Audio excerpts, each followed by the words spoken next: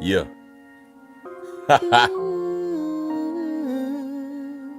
All right, let's go. It's the MVP with Malachi Lee crossing half court, pulling up from three, making victory plays, talking dunks and fadeaways to players that lead the way. Awards and trophies, I hope you feeling this, homie.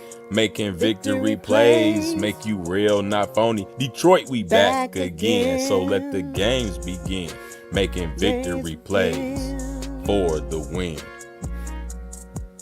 Making victory plays for the win. Play for the win.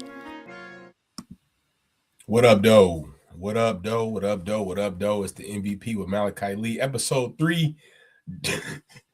Dominating. That's what we calling this, man. Dominating. Man, I'm hurt. I ain't gonna lie. I'm trying to gather my thoughts. Thankful to my wife for making me do this show. I wanted to do it after game 4, but I didn't get around to it, but I'm back.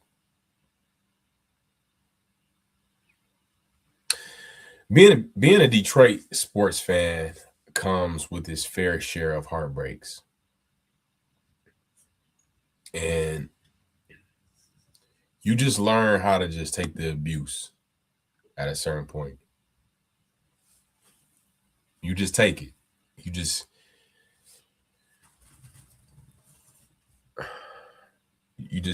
learn how to take it at a certain point. And it sucks. It sucks. It really does. I'm glad we're not one of these cities that never won a championship. Well, the Lions have never won a Super Bowl. But at least we won a championship in 1955. Good Lord. Never mind, that don't count. It was the championship, and it switched over to being the Super Bowl in 1956 when my father was born.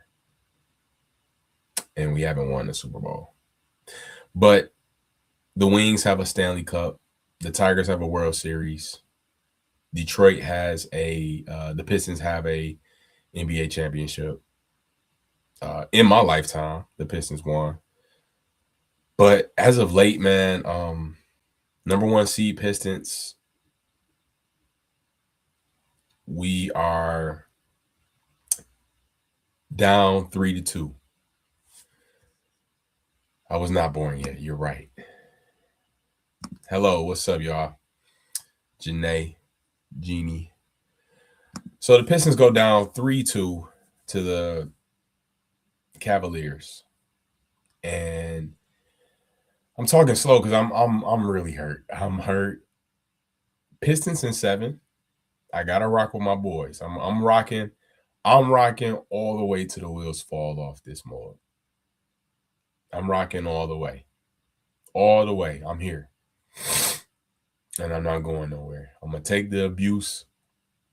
I'm gonna take it like a champ. And I'm not going nowhere. I should be going somewhere. I should be giving up, but I'm not. But we had a lot to talk about. Let's start with my guys, man. I'm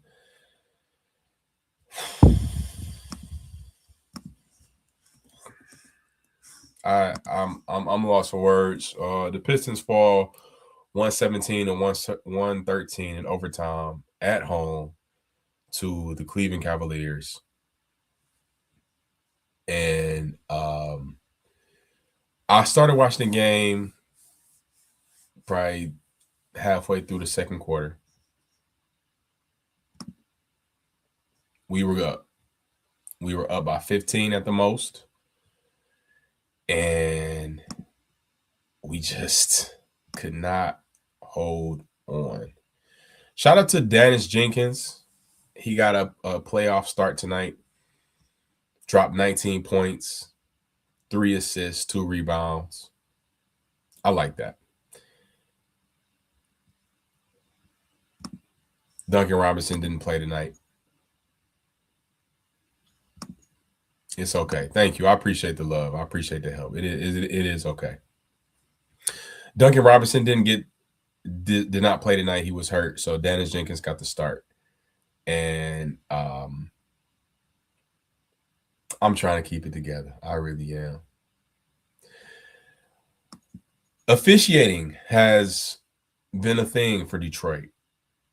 Game 4 was so lopsided when it came to officiating. It was egregious. Donovan Mitchell shot the same amount of free throws than the entire Detroit Pistons in Game 4. One man shot the same amount of free throws as an entire team in Game 4. How does that happen? Somebody explain that to me. But I said, you know what? It's cool. What up, Morris guy? I said, it's cool. You know, it is what it is. Let's go home. We came home. We were up by 15 at the most. Game is down the line. It's tied. Asor Thompson gets an amazing block on Jared Allen.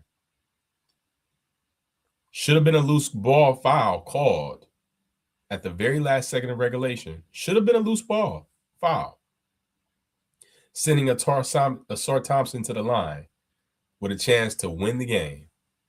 But no foul call. No foul call. And what happens? Overtime. Now, I'm not usually one to cry about officiating. Officials are going to call it how they call it. But when you score points, you're undeniable. And that's what we did not do, is score points. Down the stretch, we did not score points. Cleveland outscored us down the stretch. That's why we lost. We didn't lose because they didn't call that foul. They should have called the foul, but that's not why we lost. We should not even have allowed them to get back in the game. We had a comfortable lead down the stretch in the fourth, and we went cold. Cleveland went on a 7-0 run.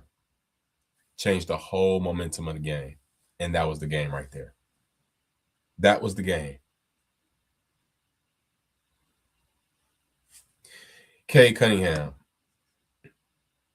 39 points, 9 assists, 7 rebounds, 7 from 8 from the free throw line, 6 from 10 from the three-point line, shooting 13 of 27. Jalen Duren, 25 minutes, 5 rebounds, 4 assists. I'm not mad at the 4 assists. I'll take that from a big man. But 9 points and 5 rebounds in 25 minutes of play?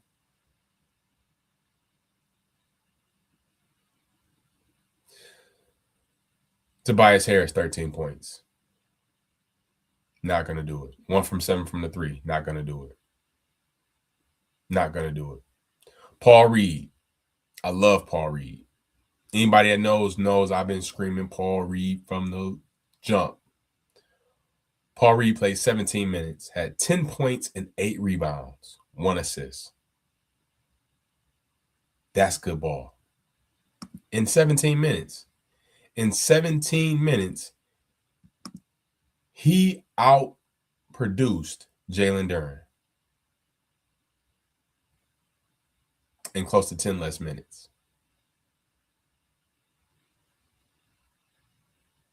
Karis LeVert, 7 points. Karis LeVert had 31 last game, which was a shock, a surprise. It was fun to see.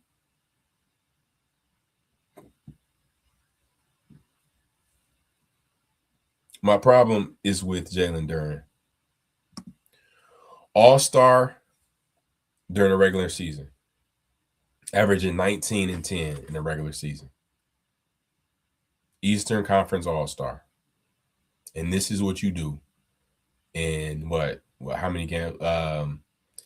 12 games. 12 games so far in the playoffs. I think he's averaging 10 points. Not going to cut it. Not going to cut it. I've been battling with this thing of, should we sign Duren long term? Should we give him the Supermax? No. I'm not giving Duren no Supermax. My fear is that we let him go and he goes somewhere else. He goes to the Lakers and becomes a star. That's my fear. But at this point, I don't care. Go. Don't go, actually. Jalen he's still young. He's 22.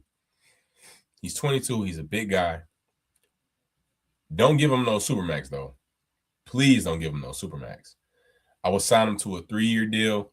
Tell him, look, we got 3 years. I don't know, 80 million. Something low. What's that? 3 years, 80 million? What's that? I don't even know the math. Whatever. I just know don't give him no 200 in 5 years. Don't do it. Please don't. I will. Oh my God, I would just. Please don't do that. But I feel like he can figure it out. I just do. But time and time again, he doesn't. He doesn't. When I watched the game, I started watching. It was the second quarter was halfway over. He had scored his first bucket. I said, "What are you doing? What are you doing, sir? What's going on?" He's great. He's good defensively. He's been decent defensively this series. But offensively, he's been bad. Game 4, he had like 4 rebounds. Played 30 minutes, had 4 rebounds last game. Not going to cut it. Game 4, Cleveland went on a historic, 23-0 run?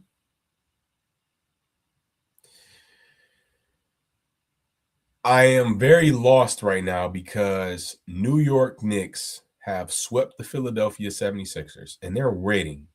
They're waiting and ready on whoever is coming out of this series.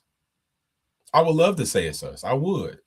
But I'm scared that even if it is us, what are we going to do? What are we going to do with the Knicks? I hate to say it, but what are we actually going to do with the Knicks? Knicks put up a playoff record for threes in a quarter. That closeout game against Philly. What are we really going to do with that? Who is going to score the ball outside of Cade Cunningham? That is the question. Now, Tobias has been balling outside of these last 2 games. These last 2 games were the only games he did not score 20 points. First game, he had 13. Game against Orlando, he had 13, 15. And after that, he went on a 7-streak run of scoring 20 points. These last 2 games, he did not score 20. Inconsistent. Dennis Jenkins. Now, one thing I do like about our squad is that we have wild cards. And for me, I thought that this was going to be something beneficial to us, that you don't know who's going to get hot. But it's starting to become a problem because down the stretch, who's Cade swinging the ball to that's really going to knock down that shot? Who's that person? Is it Karis LeVert? Is it Dennis Jenkins? You got Duncan Robinson. He's hurt. So who's the one? Tobias Harris? Like who? Just tell me. And as I watched the last seconds, like I think we were up like 7, and then I saw the score just dwindle away. And here we are. Who's going to score the points outside of Cade? Cade had close to 40 tonight. 39 points, 9 assists. He had a very clutch long 2, which should have been a 3. Not should have been a 3 as in they didn't call it, but it was so long that he needed to just be that far away.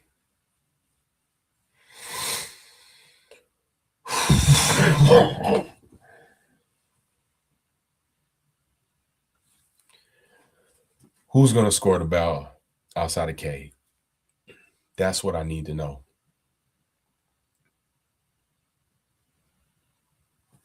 Honestly, Tobias had 13 tonight. I didn't expect him to be the 20 points that he was giving us for these games that he was giving it to us. He had a cold night tonight, though. 13 points is a cold night for him.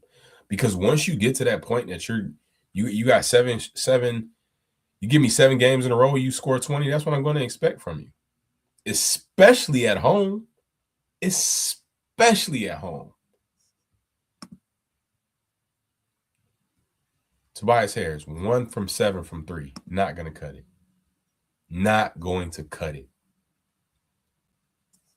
Not going to cut it. The Cavs. Evan Mobley, 19 points. Jared Allen, 16. James Harden, 30. Donovan Mitchell, 21. Max Strus has been balling. 20 points off the bench. 6 from 8 from 3. That man has been balling. I don't even know who he was before this series started. Max Strus is taking it to the max. Very heartbreaking to see at the end of the regulation, Donovan Mitchell shoots a 3, makes it. We inbound the ball to Cade. Cade starts dribbling. Max Strus takes that boy like candy from a baby. They get a layup. I said, we done. Oh, that's the game right there. That's a 5-point swing just like that. Just like that. Cooked, doomed, finito. I knew he was done. Dang, he said, I ain't know I was unk. See, this is who's going to be a champ, unk. Dang, I'm unk. I'm really unk out here. I guess I'm unk. I thought I was big bro, but I guess I'm unk. Who's going to be the champ? I think the Spurs is going to win it this year. That's my hope. I don't want to see OKC go back to back. And I'm going to get to that later in this episode. I'm going to get to the Western Conference next. But since you asked, I got to say that I think Spurs are going to win it this year.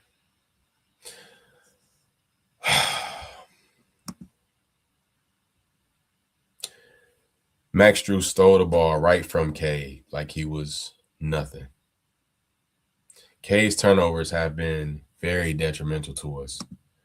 Game 4, Max Strus stole the ball right from him on the inbound. It was heartbreaking to see. It was very heartbreaking to see. Oh my God.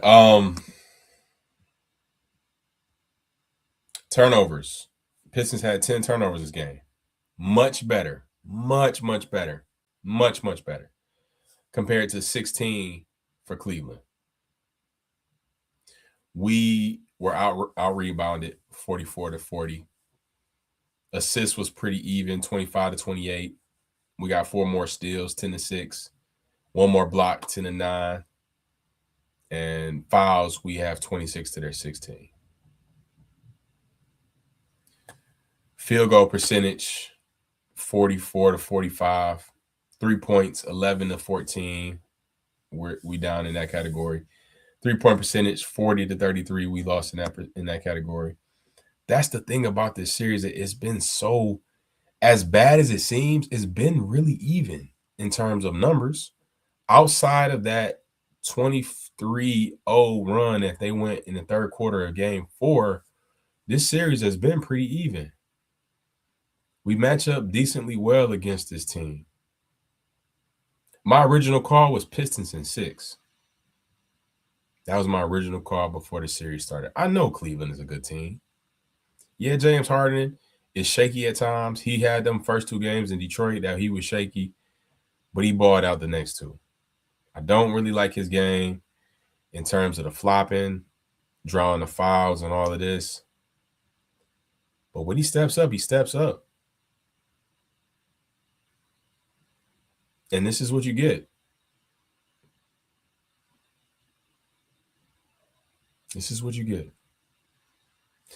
But right there, when you have, I don't even want to talk about this no more. All right, I think that's all I'm going to talk about with the Pistons right now. Pistons in 7. I'm going to put the ticker down right here because I'm going to ride for my guys. As much as it pains me, Pistons in 7. I'll type it right now. Pistons in 7, man. There it is. Go ahead. Pistons in 7. I'm a ride all day. I caught it in Orlando with the Orlando series. Pistons in 7. I went to game 5 with my wife. My wife took me for my birthday, April 29th.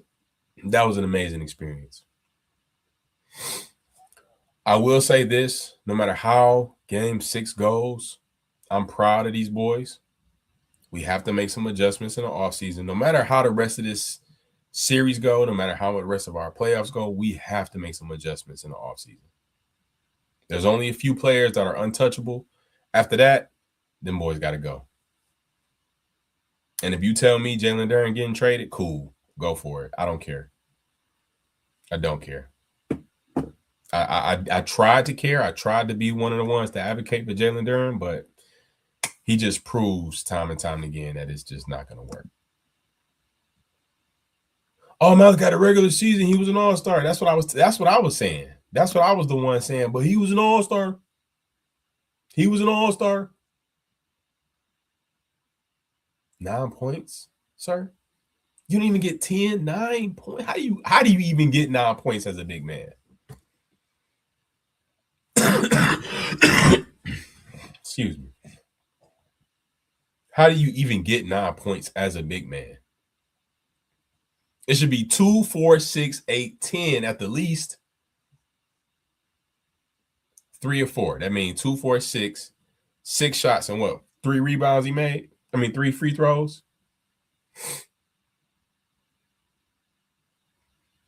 Exactly. He had 3 buckets and 3 free throws. Jalen Duren.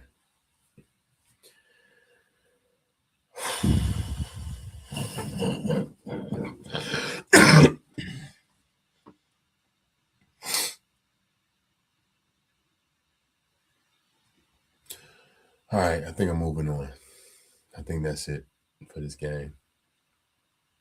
No, it's not. I do like that we kept Duren on the bench. I've been saying it all series, all postseason. I've been saying, sit Jalen Duren down. Once we saw what he was on, okay, cool. Sit down. And we did that. Shout out to Bickerstaff and the Detroit Pistons coaching staff for keeping Duren on the bench. I loved it. I love that we closed out the game with Paul Reed. Now, you're not going to play a perfect game. There's going to be mistakes.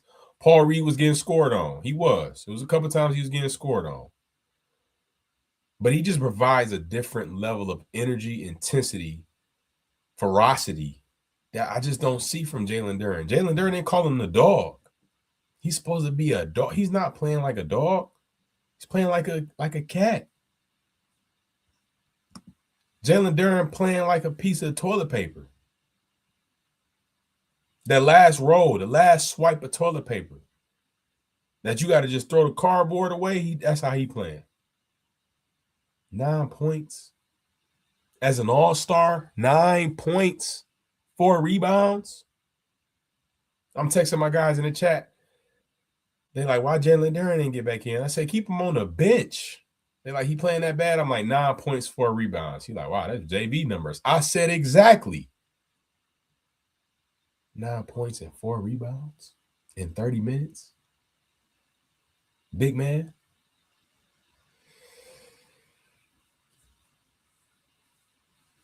My suggestion is this. We go a double big lineup. You play Paul Reed at the 4, Jalen Duren at the 5. We got Duncan out, so I go Tobias, Asor, Cade. You can even go Jenkins, Asur, Tobias.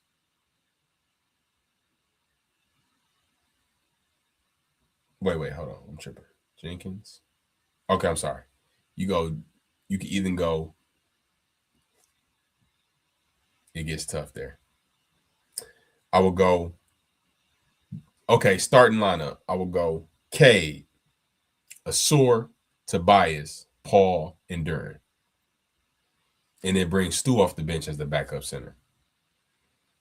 With the second unit, you bring Dennis in with that second unit. I think that's a decent starting lineup because Cleveland has those two bigs. They got Mobley and Allen. They got them two bigs. And that's been our problem is that interior, man. Now, the rebounding category does not look that despaired. We do still be getting our rebounds, which I love. But it's just not enough. It's just not enough. Rebounds. Yeah, they only out-rebounded us by 4. That's not bad. That's not bad. But we need that. We need a bigger paint presence. That's what we need.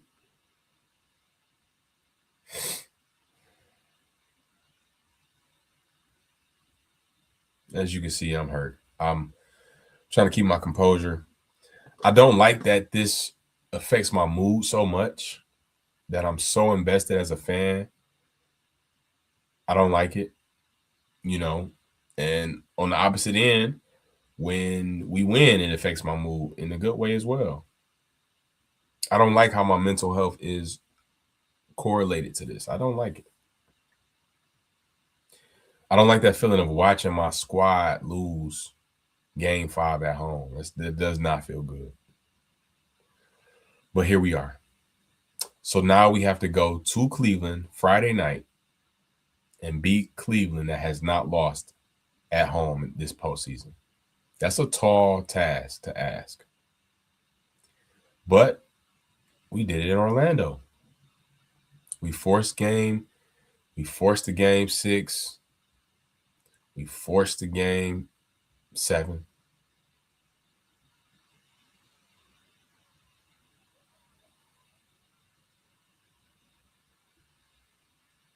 And we made it happen with the last series. But this ain't the last series. This is a new series, a new squad, better players. And we have to figure it out fast. Fast. We should not have lost this game. We should not have lost this game. And one thing about Pistons fans, we don't play in terms of Detroit, I love my city. And you may or may not know, but I'm a comedian. And as a comedian, when I'm dealing with these Detroit audiences, they're not going to fake the funk. And they're not going to give you anything easy. And it's the same thing when it comes to us as sports fans. We ain't cheering for no garbage. We ain't just cheering because y'all trying to rally back and get back in the game. We going hard when y'all going hard. I wish it wasn't like that, but that's just how it is. I think it was a 3 or 4 point game and James Harden was at the line. Arena was quiet. There wasn't no fans cheering behind the court, behind the rim to try to distract them. It was just like, hey, whatever. We out, bro. I see Cleveland fans in the audience with beat Detroit shirts on, man. If my wife didn't have to perform Friday, I'd be driving to Cleveland Friday.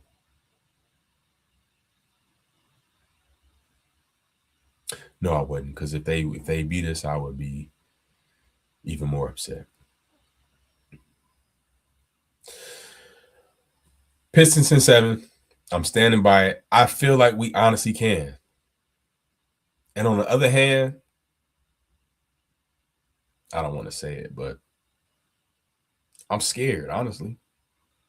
I'm scared we do force Game 7 and we win. What are we going to do with New York? What are we going to do with New York, realistically, as a team? Playoffs is about matchups. They got Jalen Brunson. They got Cat. You gonna say, "Oh, we won and we swept the Knicks in the regular season." So what? That don't mean nothing. This is regular season. Don't matter. Regular season gets you to here. Clearly, it don't matter because we're the number one seed, and we the eighth seed took us to 7 games. We're the number one seed. Lost at home, game 5 to a 4th seed Cleveland. Regular season do not matter. What matters about it is getting the number one seed so you can have home court advantage. Now we lost home court advantage because we lost at home tonight. So what can you do? What do you do?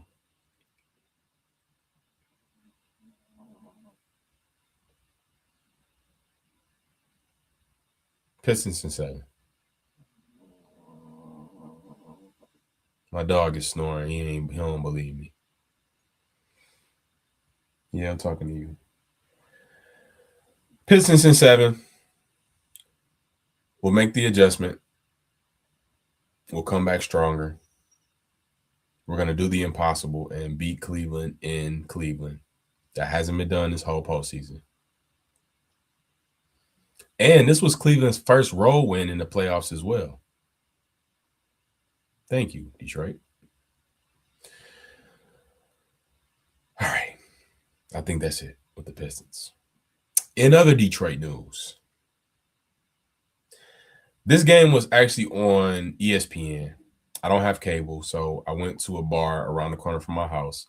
Now, I've drove past this bar plenty of times. It's down the main street near where I live. And it seemed like just one of them, racist white bars that, that I don't belong in. You know what I mean? But I wanted to try something different. My wife had something to do. I said, cool. I was supposed to hang out with my guys. Nobody really put no plans together. So I said, well, I'm going to just go to this bar near the crib. I go to the bar near the house. I walk in. I see white people, but I see a table of black people. I said, oh, we good. Some real black people, too. Some real niggas. All right. I loved it. Was chopping it up with them. We kicking it. They had a bunch of pool tables. So I found myself a new sports bar around the corner. I like it. The Tigers game was on as well. We played the Mets. We lost the first game yesterday. This was game 2. We were up 2-1. They tied up. Now we go to extra innings. It went to extra innings. And they lost in the 10th inning. I'm concerned for the Tigers. Dealing with a lot of injuries. That's the one thing about sports that you can't control is injuries. And I'm concerned. I'm concerned what's going to happen. Will we make the postseason? I feel like we will. I do. It's still early, though. But we need to figure out our pitching staff, our hitting. That's just the whole team. Never mind. We got to just figure it out. Moving on. I'm done with Detroit right now. I named this episode Dominating. The LA Lakers were down 0-3. Let me pull this up.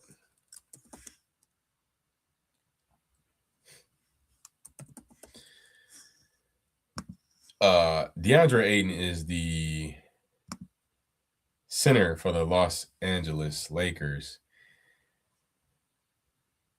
Let me just pull this up because it's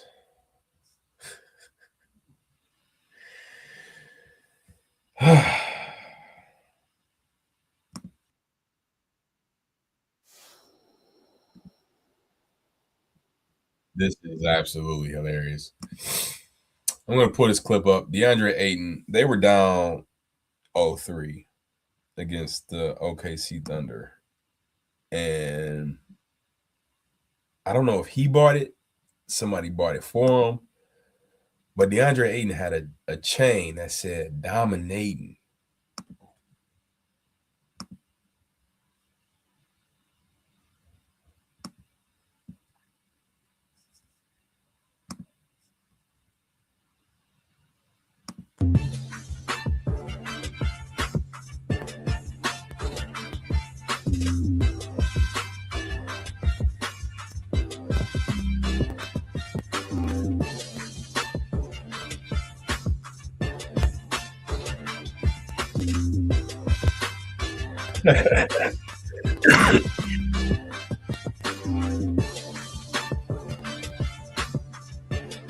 That's hilarious how they put Idris Elba face on his body. That is funny. I just know.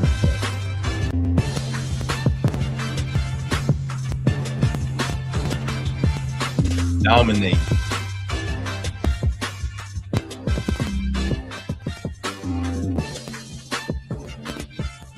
That's what the chain say. Dominating.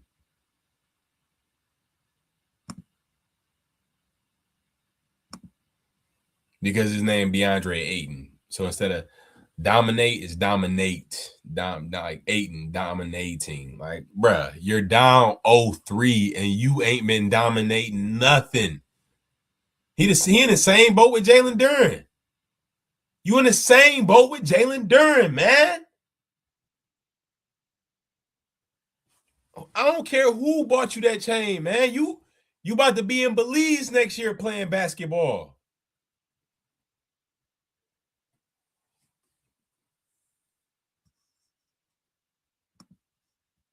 Now, if I pull up these stats, man, if I pull up these stats, you're gonna see what I'm talking about. I ain't gonna waste my time with that, man. He in the same boat with Duren.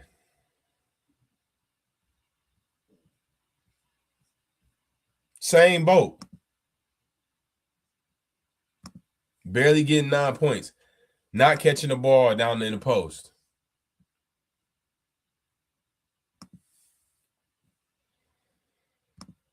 Recent games. Here we go.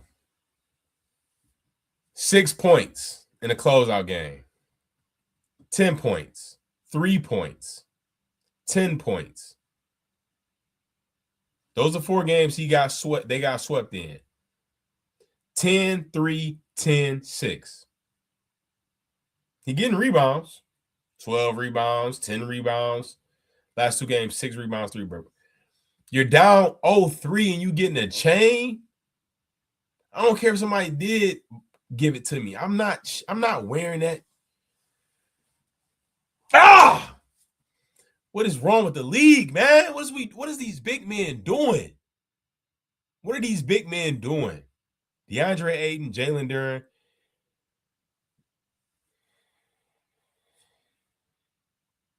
I'm sorry. LeBron got swept. I hate to see it, man. I think this was his 4th time being swept. And you may say, oh, man, is LeBron done? Man, no. To my opinion, no. I think he got 2 more years. I wanted to have this clip pulled up. 21. This is a comparison between Shai Gilgeous and LeBron. Numbers are very similar, and LeBron is leading in each category. This series against OKC, 23 points for LeBron, 21 for Shai.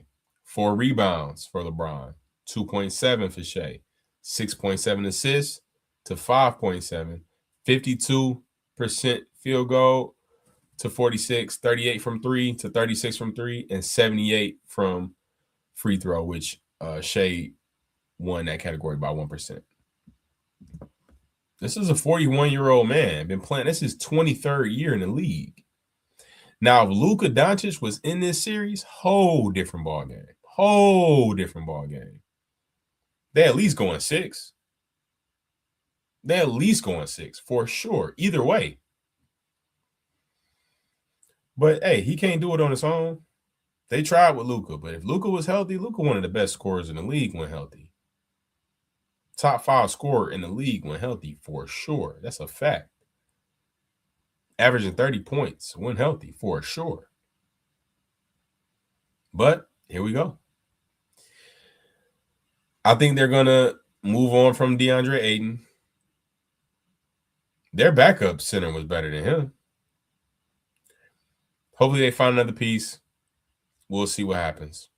I think LeBron got 2 more years if he wants. It just depends. The king was swept. But shout out to him, man. He's gonna be able to get a nice little off season going. And we'll see what happens. Spurs go up 3-2 against the Timberwolves. I thought the Timberwolves had a good shot in this. They're not just laying down, which was great. They got 2 games. They stole one in San Antonio and split. Both teams split in the first 2 games. So it was tied going into game 5. Same with Detroit and Cleveland. But Wembanyama is scary for the league.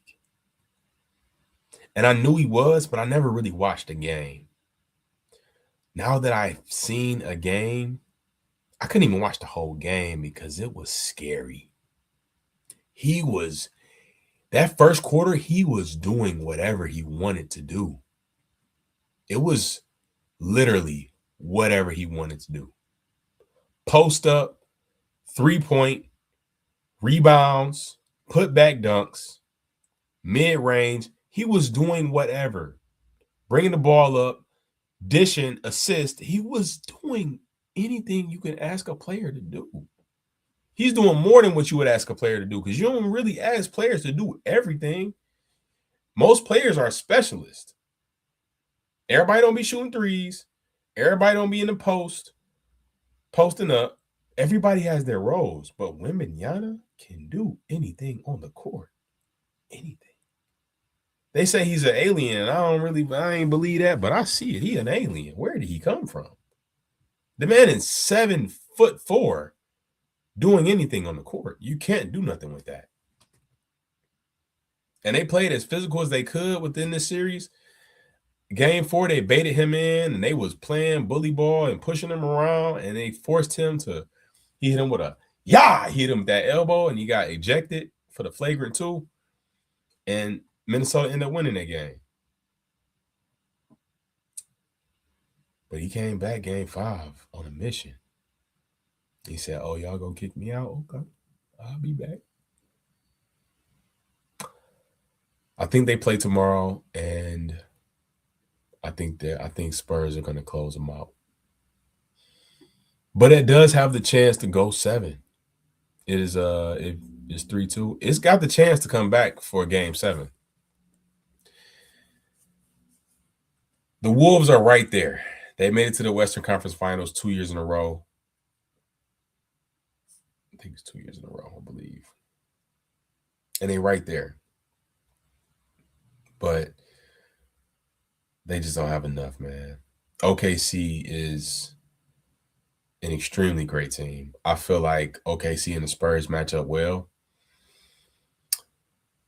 Somebody asked me earlier, who do I believe is going to win the championship? And I think the Spurs will win this year.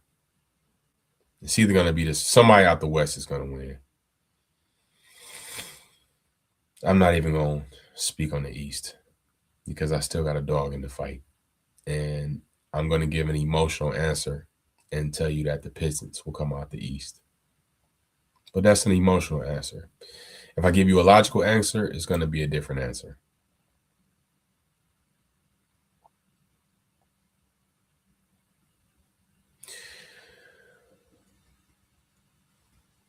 Detroit, all day. This has been another episode of M.V.P with Malachi Lee. Dominating. I'll see y'all later.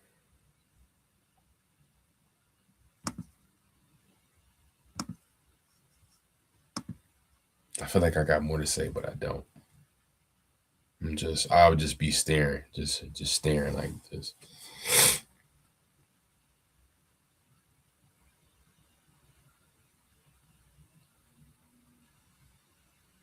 Yeah.